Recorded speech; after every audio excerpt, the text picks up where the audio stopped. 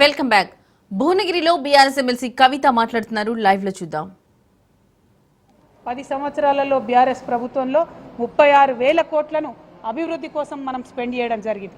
అదేవిధంగా సంక్షేమం కోసం అంటే అది పెన్షన్ కావచ్చు, కళ్యాణ లక్ష్మి కావచ్చు, రైతు బంధు కావచ్చు, రైతు బీమా కావచ్చు, ఈ కార్యక్రమాలకు అన్నీ కూడా కలుపుకొని మనము 42,000 కోట్ల రూపాయలను నల్గొండ ప్రజలకు ఇవ్వడం జరిగింది. మా పాలన ఎట్లుండే అంటే ప్రభుత్వంకి వచ్చినటువంటి ఆదాయం అంతా కూడా పేద ఇంటి బిడ్డకు అక్కడికి రావాలనేటటువంటి ఆలోచన మాకుండే.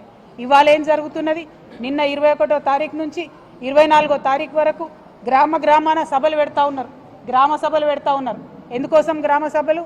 రేషన్ కార్డులు, రైతు భరోసాలు, అట్లానే ఇందిరమ్మ ఇండ్లు, ఈ పథకాలన్నీ కూలీలకు ఇస్తామన్న డబ్బులు ఇవన్నీ కూడా ఇస్తామని చెప్పి గ్రామ సభలు పెడతా ఉన్నారు.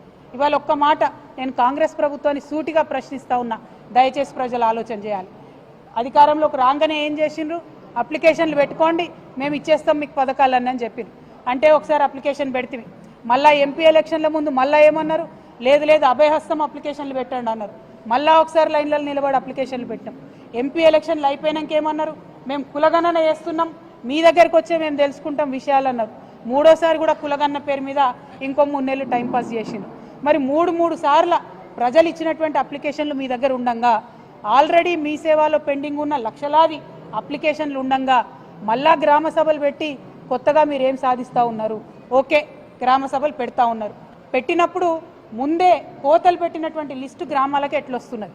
మీరు గ్రామంలోంచి తీసుకొని లిస్టుని పైకి పంపుతారా, లేకపోతే పైన ఏసీ ఆఫీసులల్లో కంప్యూటర్ ముంగట తయారు చేసిన లిస్టును గ్రామాలకు పంపుతున్నారా అన్నది ప్రజలకు స్పష్టత ఇవ్వాలి.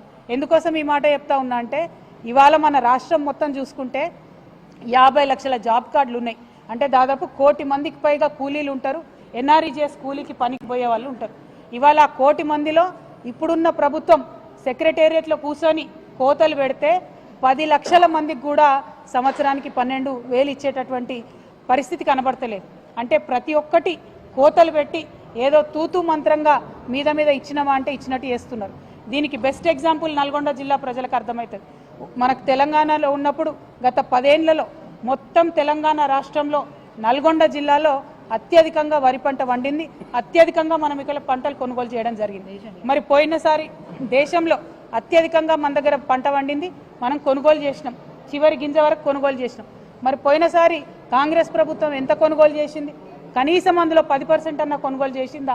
ఒక్కసారి నల్గొండ జిల్లా ప్రజలు ఆలోచించాలి. ఇక మన ఉత్తమ్ కుమార్ రెడ్డి అన్న మాట్లాడతాడు, సంక్రాంతికి సన్నబియ్యం ఇస్తాం, సంక్రాంతికి రేషన్ కార్డులు ఇస్తాం, సంక్రాంతి పోయింది, సన్నబియ్యం సంగతి దేవుడికేగా, రేషన్ కార్డులు మళ్ళీ గ్రామ సభలు అంటున్నారు. అందులో కూడా అప్లై చేసుకున్న వాళ్ళు చాలా మంది ఉన్నారు, 10% మంది కూడా వీళ్ళకి ఇచ్చే ఆలోచన లేదు. ఇవాళ నల్గొండ జిల్లా ప్రజలు మేము రిక్వెస్ట్ చేసేది ఒకటే, మీరు గ్రామ సభలు అటెండ్ అవుతుంటే కంపల్సరీ అధికారుల దగ్గర ఖచ్చితంగా మీ డేటా అంతా నోటీస్ చేసుకోండి.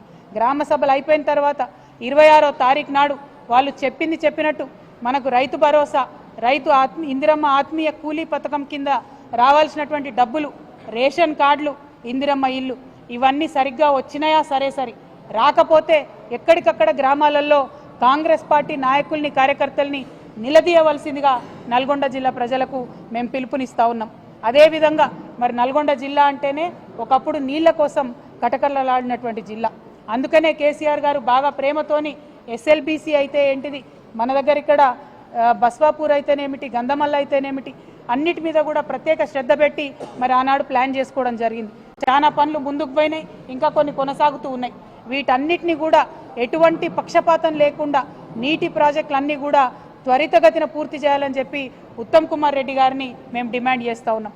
అదేవిధంగా రాష్ట్ర ముఖ్యమంత్రి గారిని మేము సూటిగా నల్గొండ గడ్డ నుండి ప్రశ్నిస్తూ ఉన్నాం.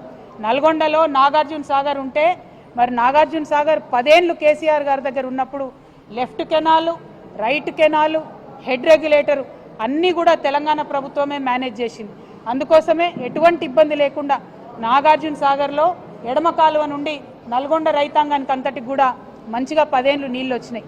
ఇవాళ మీరు గత సంవత్సరం నుంచి మీ చేతిలో ప్రాజెక్టు లేదు, కేంద్ర బలగాల కంట్రోల్లోకి వెళ్ళిపోయింది ప్రాజెక్టు. ఇవాళ మన తెలంగాణ ఇంజనీర్లు మరి కుడి కాలువ నుండి ఎన్ని నీళ్లు పోతున్నాయి కొలుద్దామని ఆ పక్కకు పోవాలంటే పోయే పరిస్థితి లేదు. రానిస్తలేరు ఆంధ్రోళ్ళు, మన అధికారులనే పోతే కొట్టి కేసులు పెట్టేటటువంటి పరిస్థితి ఉన్నది.